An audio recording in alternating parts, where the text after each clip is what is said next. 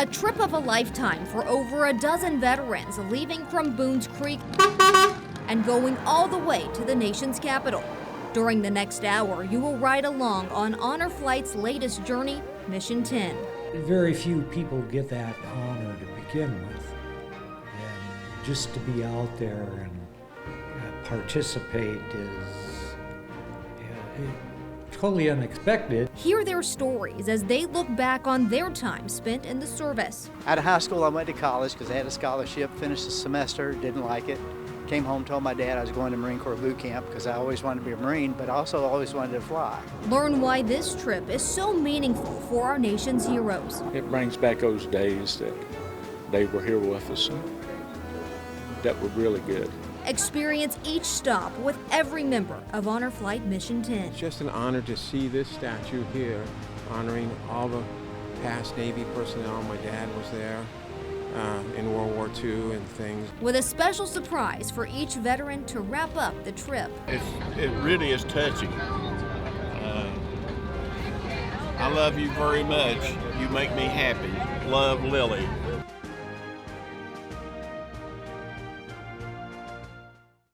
Loyalty, honor, patriotism. We take you to the nation's capital where we follow along with Honor Flight of the Appalachian Highlands' latest mission. We got to go with 18 veterans as they got to tour the war memorials on the trip of a lifetime.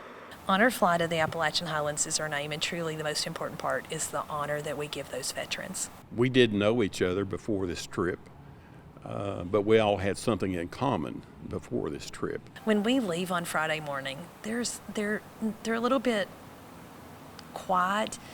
They're somewhat strangers. By Friday at lunch, they're laughing, they're talking to each other, they're making new friends. By our last day, when we stop at VMI for lunch, they have made friendships. They are laughing. They're kidding each other on the bus. A 3-day trip from the Tri-Cities to Washington, D.C., where veterans are treated like royalty. Just a feeling of gratitude that I got to go on this trip. They went over and above. They would get a Medal of Honor from me if I could give it to them. Being appreciated for the sacrifices they made to serve our nation. Honor Flight takes the time to make sure that they visit the memorials erected by a grateful, thankful nation, and that they're truly honored, that the things that we do along the way are all about thanking them for their service and honoring them. You're still out away from your family and friends and, doing the best you can for what the country asks you to do. You never know when you're going to have to sacrifice your life for the betterment of the country. Food, lodging, the activities, and goodies throughout the weekend provided at no cost. Each veteran assigned a guardian, sometimes a family member. The guardians are the veterans' hands, their eyes, their ears. They help them collect their things. They make sure they get where they're supposed to be on time. But the biggest thing that they provide is the company. Sometimes it's a veteran serving another veteran. The vet is always first. The guardian, he's hands-free. We have to put him in the wheelchair. If he's in a chair, out of the wheelchair. He's the first on the bus. I'm the first off the bus in case he falls. He falls on me. Honor Flight of the Appalachian Highlands takes veterans who served through the Vietnam era. And I carry a burden on them. I do. And 54 years, and it has eased, but it ain't never going away. It's bittersweet, but I did what my country asked me to do. The Vietnam Memorial is sad. The statue is sad. To see those 58,000 that lost their life. Vietnam guys got treated pretty bad when they came back home, but because they did what they did, those people can still speak English and enjoy our freedoms. It's pretty emotional when you think about some of those boys out there, and they were boys, a lot of them, carrying a gun around. I've got four classmates that are on the wall, and I'd like to see their names. They also serve those who were terminally ill. A gentleman that is very seriously ill, and it was important for us to get him here this weekend because there may not be another opportunity. Honor Flight of the Appalachian Highlands works a little differently than some of the others. The entire group spends 6 hours on a bus there and back. instead of a flight and just spending a day in D.C. I don't know that I've ever had such a good 3 days. I mean, you just feel love in this group.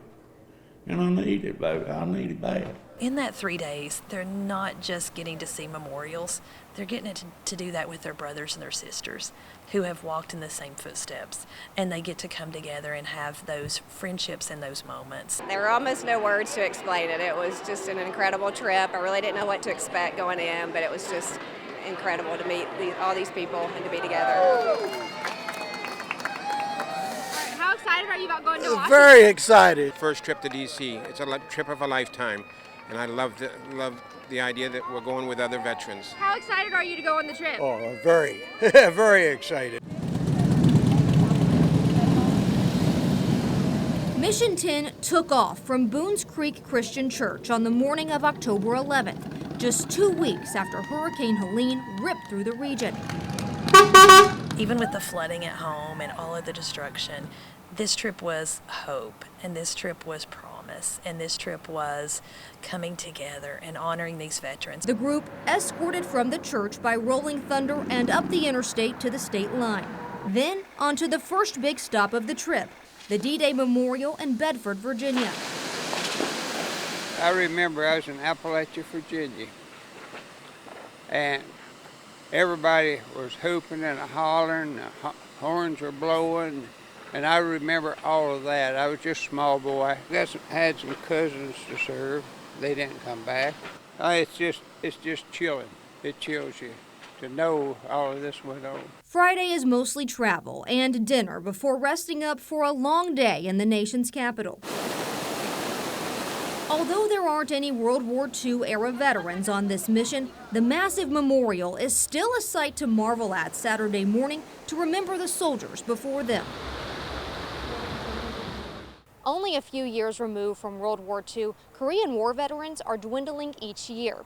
Ray Lawson is the only one from that era on this trip, and seeing this memorial behind me is something the 92-year-old has waited decades to do. Well, sometimes you look at it, it just hurts because knowing what the guys suffered. I've seen these sufferings go on sometimes, and it just hurts to see it, what they went through with. Just the freedom back here. Statues of the soldiers fighting for democracy in Korea bring back vivid memories for Lawson. I fixed guns, taught guys how to shoot. And the mountainsides were rugged because you meet the people over there, and some of them still wasn't satisfied with us because our money situation. The walls of the memorial depicting the scenes of the battleground and showing the names of the lives lost in a conflict that's widely known as the Forgotten War. So many people bypasses and don't even look that way. I was just thinking of the guys that went on before and gave their life for the freedom that we have here today. And we can look around and see so much freedom. It just does our heart good. There are two ladies of honor aboard Mission 10. Twins Diane and Louise got to hear their stories as they were recorded as a permanent part of the Women's Military Memorial. The first time I went on leave in my uniform, I was asked which airline I was with. And I said, I'm in the military. It was Vietnam era. I mean, young men were going, and so I just felt like I should go too. Our oldest brother was in the Army, and he went through Korea. And our other family members were not eligible. So Diane and I decided we would join the service because we'd be the last. The young men and women coming back from Vietnam that were close to that area, that was their last point before they went home, to be home.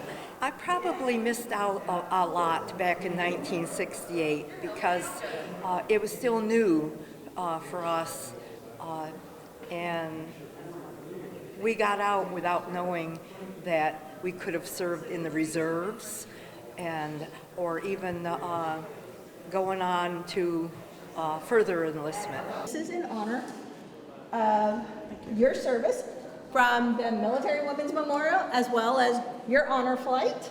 So thank you for your service. Thank you.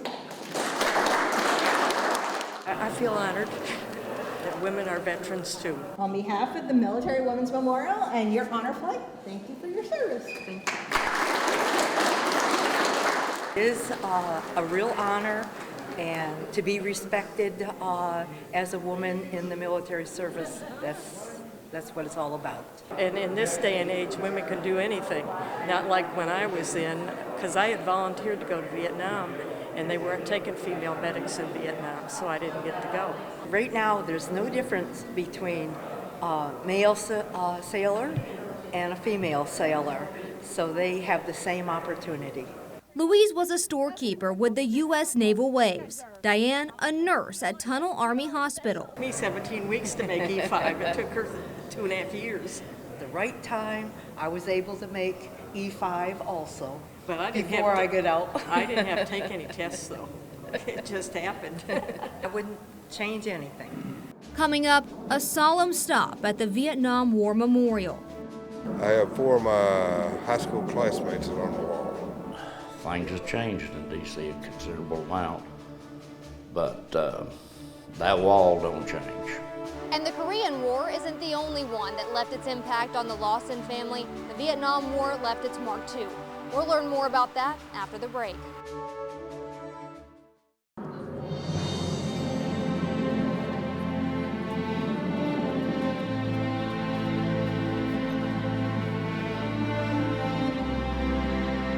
He served, and he came back.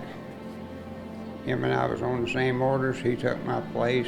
So I feel this was something I had to do with my heart.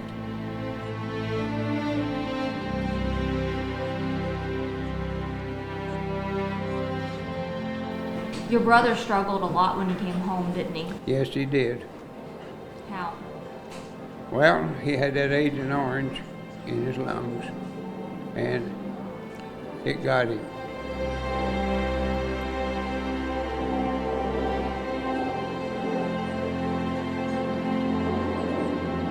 Well, when I got that flag folded today, that's my healing. That's all I could do to honor him, to the most I could honor him.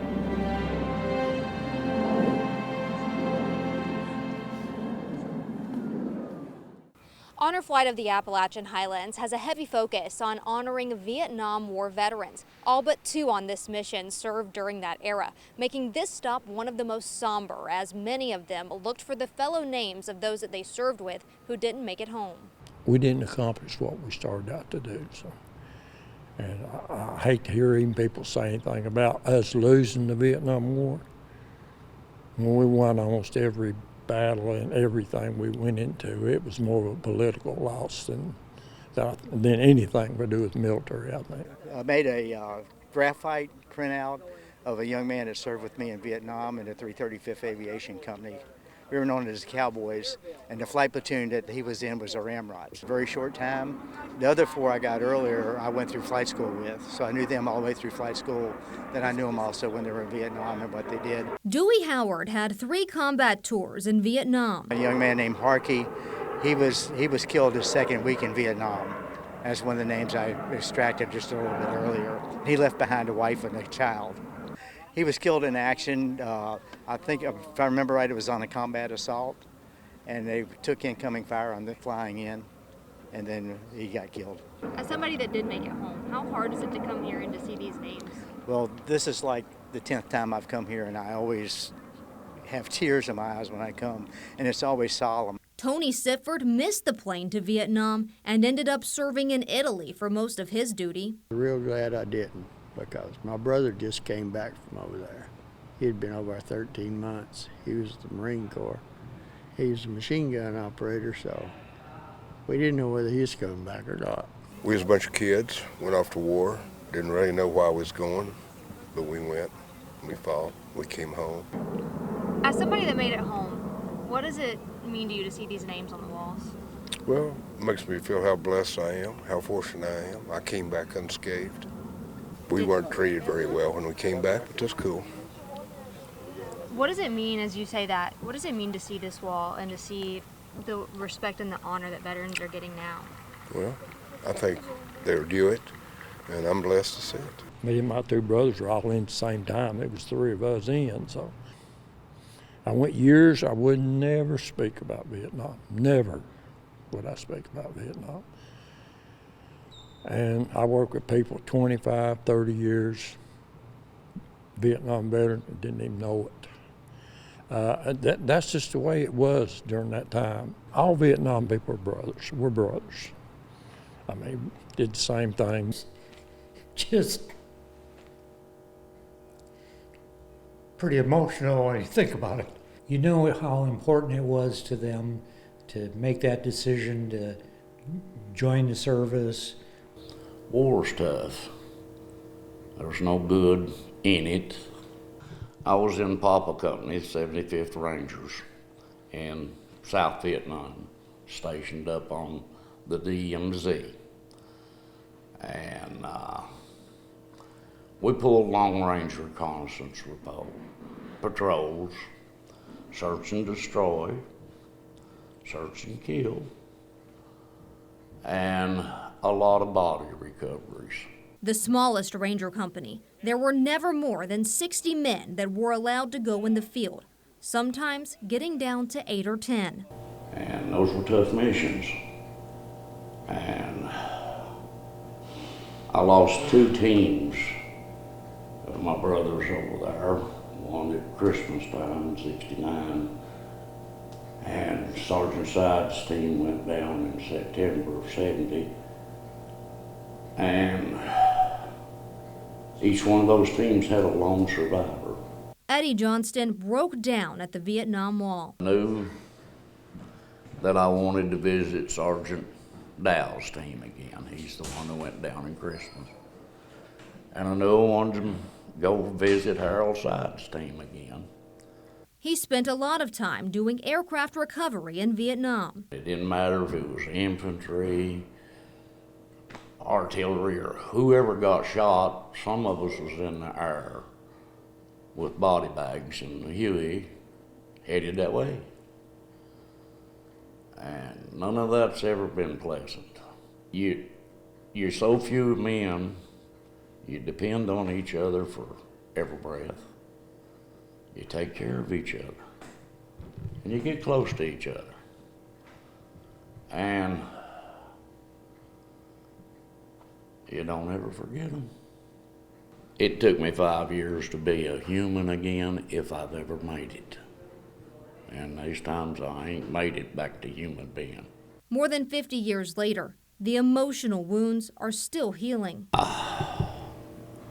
I was a Christian before I went over to Vietnam, baptized and the whole 9 yards. But now I got away from God. And it's really hard to get back to Him after the road I've walked. But I'm getting there. Ahead, a special moment for the veterans.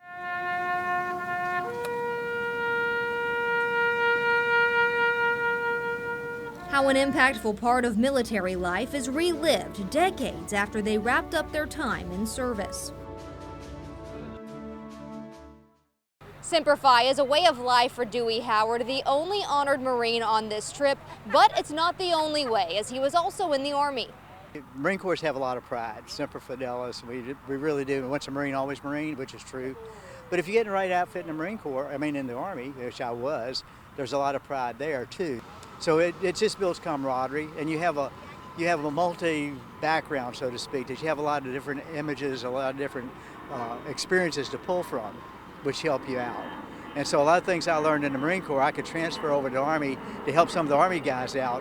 One of them was, surprisingly enough, one of them was how to polish brass. I'm very proud of my Marine Corps time. I had a lot of good experiences. The unit I was in still has annual reunions, even though all of us are older than dirt. The Army, same way. We have an annual reunion from the group I was with in Vietnam, get together and tell war stories and have a good time. Diane and Dewey Howard are the only couple on the trip, and their love story continues with beautiful chapters. We're kind of reliving some stuff because when I retired in '84, we haven't done anything like this militarily. but going on it together, it's kind of like when we first met and doing things together. Diane was working at Tunnel Army Hospital. Dewey was a helicopter pilot and flight instructor. I was working in the pediatric clinic, and he walked by to get a flight physical, and he said, "You want to go out tonight?" And 3 months later, we were married. 54 years ago. The couple has 4 children, 2 daughters and 2 sons, who served in the Air Force and the Navy. Most of the veterans on this mission served in the Army. They're able to relish in the history of their branch here at the National Museum of the United States Army. Walking through the Vietnam display, it brings back memories that, had a lot of friends that come back from Vietnam. I had a lot of friends at Fort Campbell and all the units that I've been in that aren't around anymore. It brings back those days that they were here with us and that were really good. Well, with the new displays that they have for the Afghan war and things of that nature, all of that stuff's different. It's leap years above what we had during the time that I was on active duty. I was on the inside looking out, and now that I'm outside looking in, there's a lot of stuff I didn't know. I'm a gun enthusiast. I like guns, so comparing the modern ones to what they had to deal with. I looked for my own name when I got to the Army Museum. I gave money to it before it was built, so I finally found my name and put it in my phone. I wasn't into fighting, but taking care of them. I heard the stories that people did. I took care of transportation, taking them to the hospital or back when I was in Japan, and worked in the hospital there for a little bit. It's been an awakening for what some of the other men and women have been through. I didn't have to fight in the war. I thank the Lord. I heard the stories, so I thank the Lord that I was spared that. Coming up, why this trip needed to happen now for Air Force veteran Eddie Arwood. It was his opportunity to get here before it was too late. And we have the opportunity to have some of our veterans lay a wreath at the tomb of the unknown soldier. And I'm wondering if you would be willing to do that. Yes, I'd be honored. I'm speechless. I really am. It's just what to say.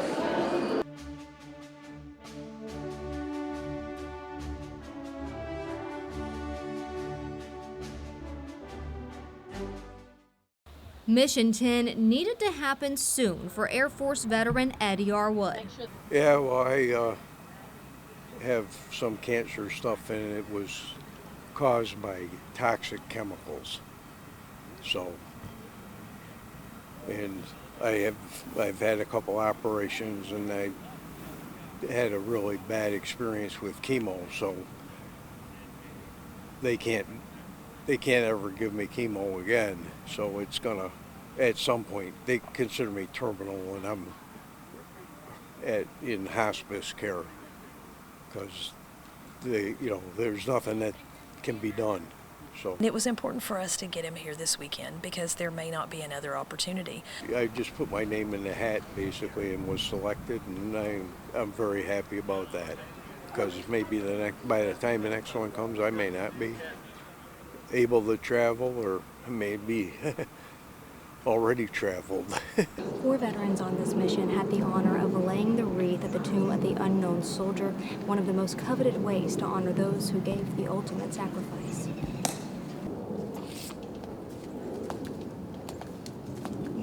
I can't even describe the feeling of it, because who would ever expect that I would be walking right next to the soldiers on the tomb of the unknown soldier? I mean, it was just unbelievable.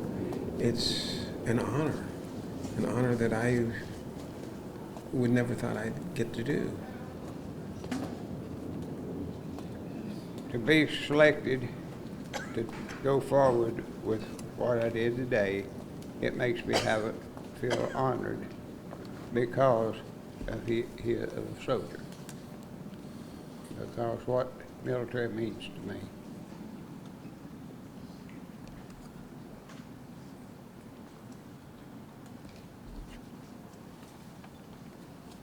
Very few people get that honor to begin with. Reason. totally unexpected. I had no idea that this was going to happen, and then to actually be part of it, it was pretty special.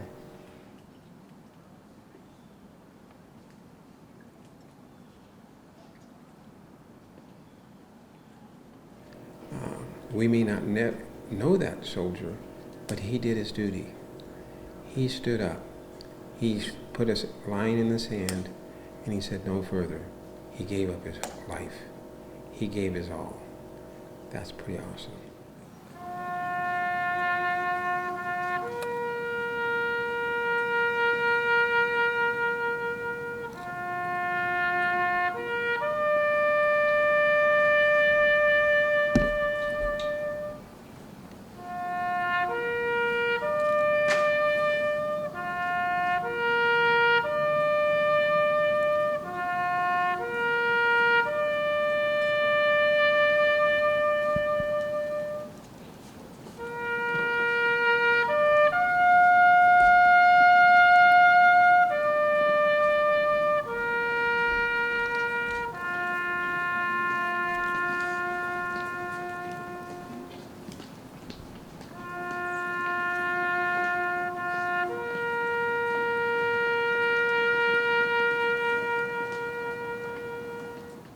It was just such a beautiful feeling looking at that tomb and walking with those soldiers, those young soldiers.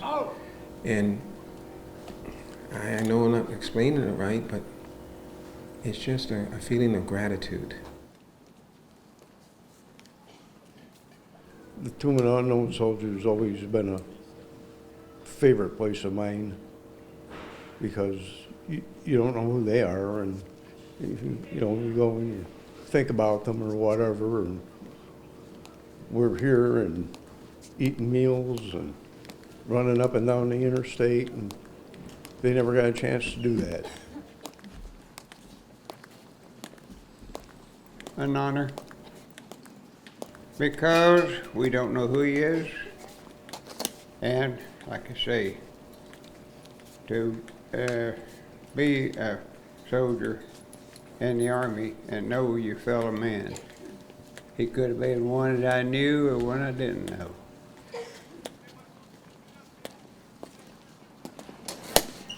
Probably one of the best things I ever did, and I'll remember forever.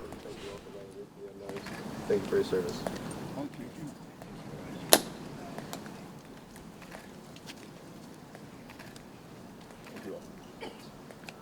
Please have a great rest of your day.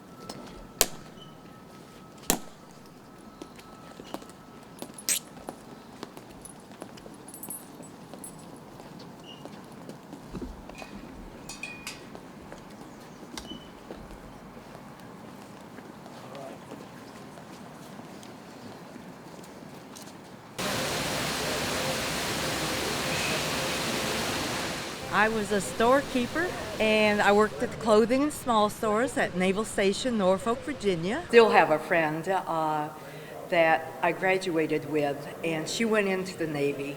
And when she went through basic training and she got out, she looked good. And so I said, I want to join the Navy. So I did, and I don't regret 1 minute of it. So our ship was full of Marines, but we were in the Mediterranean.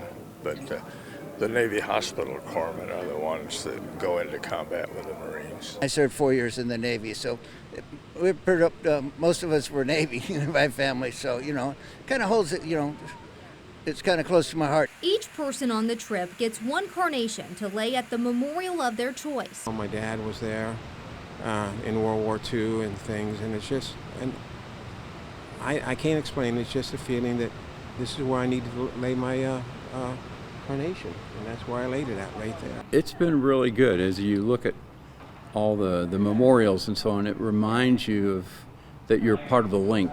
You're a link in a chain. My dad flew B-17s over Germany in World War II and was career Air Force, so I grew up in a military family. Air Force veteran Ed Yarwood laid one for Tech Sergeant Hervey Abear. Why did you want to honor him because he was a good friend, and he disappeared on an aircraft that disappeared, and they never found the aircraft and they never found the bodies. That always has bothered me, that, you know, we can find pieces and stuff from things like the Twin Towers and identify them, and we can't find an airplane. I mean, they know about where it went down.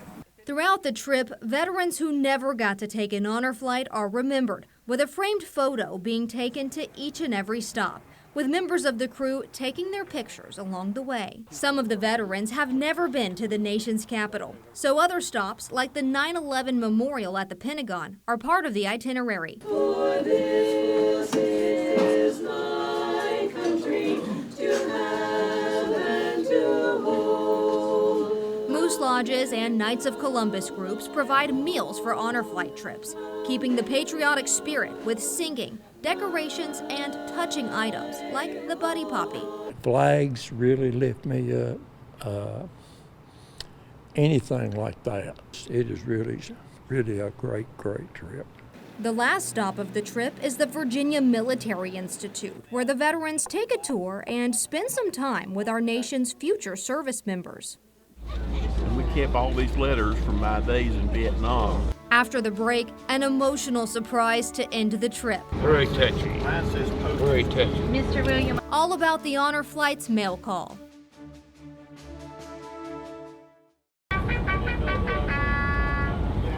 What's that sound? We have mail call for you.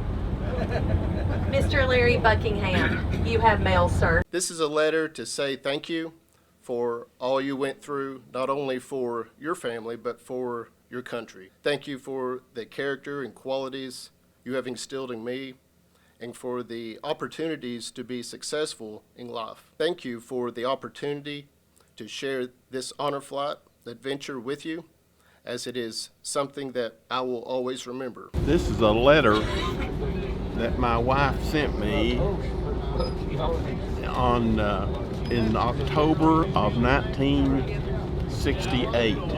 She kept about 3 or 4 of them that I'd sent, and I kept 3 or 4 that she had sent. And this is one of the ones that she sent, and so it's kind of special. It really is touching. I love you very much. You make me happy. Love, Lily. Aww. It doesn't get much better than that.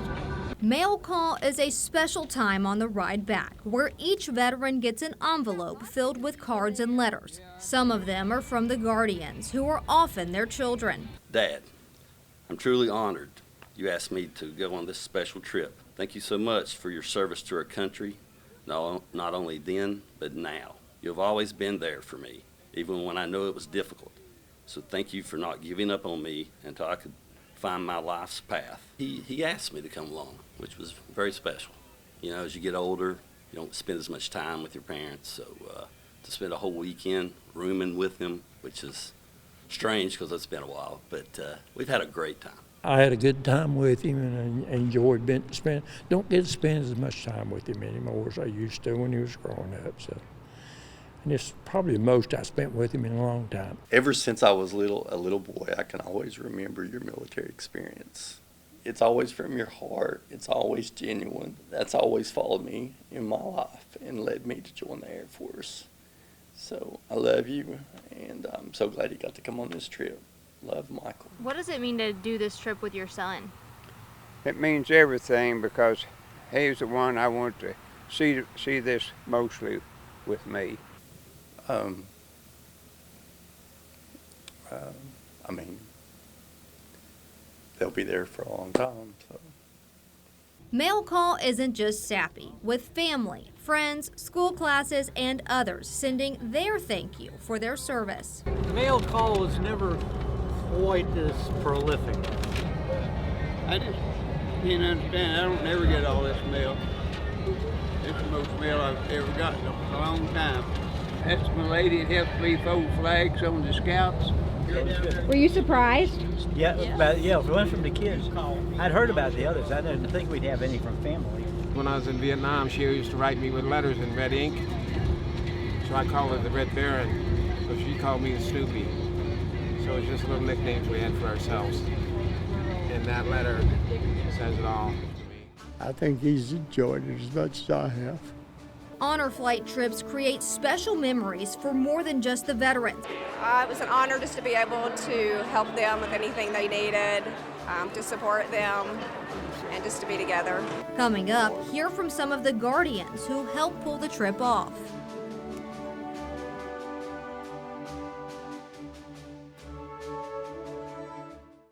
The Honor Flight magic that happens on the trip is possible thanks to the nonprofit's board and leadership. You know, I feel like it's my duty as a grateful, thankful American to give back to those that served and sacrificed, and I get to live in the greatest country in the world. Michelle Stewart is the president of the Honor Flight of the Appalachian Highlands. This is the moment where we've crossed over 200 local veterans served, and Mission 10 in 3 years for our hub is phenomenal. But our hub will take a veteran regardless of where they live. If they have served and they've sacrificed, then we are going to take them if they want to go with us. If they don't want to fly with another hub, they want to do a bus trip, they're more than welcome to go with us. They just have to be able to get to where we're leaving from. Like the others on the board and the volunteers aboard the mission, the why is personal. I had 2 grandpas that served in World War II. My dad is a Vietnam veteran that served in country. I have 2 uncles that served in country, and thankfully they all came home. And then my husband's an 82nd Airborne veteran. So for me, it's an opportunity to let them know how much I appreciate their service and the service of the men and women that served with them. So the Guardians are an amazing part of our trip, and it is so cool to watch those Guardians get the opportunity to serve a hero, whether it be their family member or just a community guardian. They provide them a listening ear, a pat on the leg, a hug, a moment when that veteran just needs somebody beside him. The Guardians are there for that. I have a daughter, Andrea, with me, so the 2 of us traveled here, and so it's special. Really, really special. To be able to spend this much time together. Anyone in the community can apply to be a Guardian. We do ask that they are physically able to do the demands of the trip. The trip is not an easy trip. It's a lot of on and off the bus. It's a lot of early mornings. We are fast-paced, so we need a Guardian that's capable and willing and able to walk several miles and be able to fulfill their duties. And we try to match our veterans and our Guardians' like-mindedness. For example, I have a community Guardian who had not met his veteran until Friday morning. They both served in the Air Force, and they both had a job that was with planes. Both Air Force, we're both crew chiefs. We basically had the same job in the Air Force. The longer we talked, the more we were together, the more we're kind of bonded. And Ed, he lit up at times. He actually got the honor of putting the wreath at the Tomb of the Unknown, that's amazing for a man to be able to do that. A Tri-Cities based photography crew and one from D.C. capture the moments all along the way. A local tour guide helps to lead the way through the nation's capital. We get to bask in the light of a few heroes, and these are true heroes. These are men that won't stand up and say, oh, I did this thing and I did that thing. Most of them, they'll never say that. At the end of the trip, I don't know who gets more out of it, me or them. Eric Haskins has guided most of Honor Flight of the Appalachian Highlands trips. Be a tour guide, you really want to focus on what are you doing? Who are you talking to? Who are the men? What are their stories? So as much as I can, I listen as much as I can. And I try and hear what they're talking about. And then I try and weave a story around something that they might be saying. This particular mission was number 42 overall for him. One of the things I take away from these men in particular is these are very mentally and emotionally strong people. They've survived a really, really rough time. And yet, they're here, and they showed up, and they're smiling, and they're happy, and they're joyful. He comes from a military family and gives so much of his time because of his uncle, who, like many on the trip, served in the controversial war. My uncle was a Vietnam guy, and my uncle didn't get anyone to welcome him home, or to say thank you, or to pat him on the back, or to give him a hug, or just look at somebody in the eye and say, thank you so much for what you do. And so I do it for him. An EMT is also part of each group. There's not many words that can describe the things that you're going to experience if you decide to come on this journey, which I encourage anybody to. I just kind of threw it in my lap, and I figured I better do it. You know, I didn't think I would get an opportunity to come do this again, so I jumped at it immediately. Jackson Pickett served in the Navy in the VF-1 Sunliners. He spent the weekend not only making sure the honored veterans were safe, but also helping out wherever needed. Incredibly humbling, and I think especially folks of my generation and even younger need to know about these things so we can take care of these folks and just keep in mind that these are the kinds of men that are required to keep things running the way that we need them to run. The experience touches more than just the veterans. From the men that were there and lost so much, and to see the closure that they get when they come to the memorials, or even making peace with the enemy and those kinds of things, it's just something that's beyond any words, really. You get to see these guys, just see them light up when they see things. They're family, right? They're just, you could pick up a conversation with any one of them like strangers, so they're just family. And I think that's what the military brings all of us together. And to watch him lay the wreath yesterday, what did that mean for you as a son? Very proud.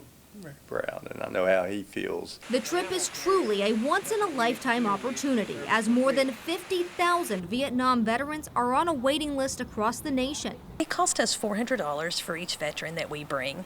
That includes their food, their hotel, the bus, all the activities that we would provide them, their shirt, their hat, that kind of thing. Anyone can make a donation to Honor Fly the Appalachian Highlands. They can do that through our website. They could also mail us a check. They could participate in one of our fundraising events. We always encourage people to follow us on social media to learn what we're doing, fundraising and trip-wise and that kind of thing.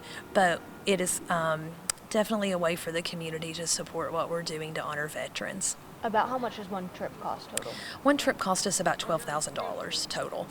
Guardians do pay for the cost of their trip, so they cover their cost of their food, their transport, that sort of thing. But the veterans never pay for their trip. We show up to do rides and stuff. For them, do escorts. We try to do a ride once a year or twice a year for Honor Flight to help raise money for Honor Flight, because the veterans that go on these trips, they don't pay a dime. It's free for them.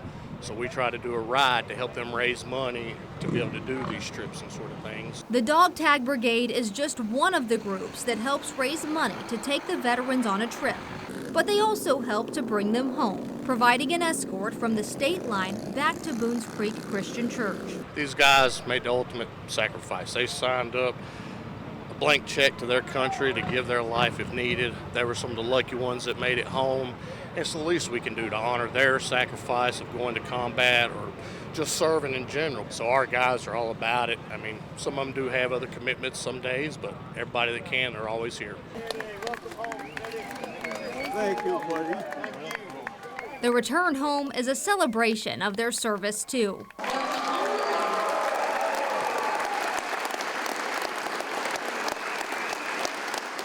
But it's been a very rewarding weekend, and I'm thankful that I did it. Has this been healing for you? I think so. When I get back home, I think I'll be better off. I certainly hope so. It's hard this way. The respect that we've had as a group since we've been here is a whole different ballgame from what it was in Vietnam. So it's kind of enlightening to see that people did actually were happy with what we accomplished. I think that any veteran should take it. It is the greatest experience I've had in my life. We were not thanked when we came home, but this makes up for it. It's like, it's a fresh start. It's like we came home. The veterans and guardians departed Johnson City as strangers but returned as friends, many calling this trip healing. In Washington, D.C., for Veterans Voices, I'm Ansley Daniel.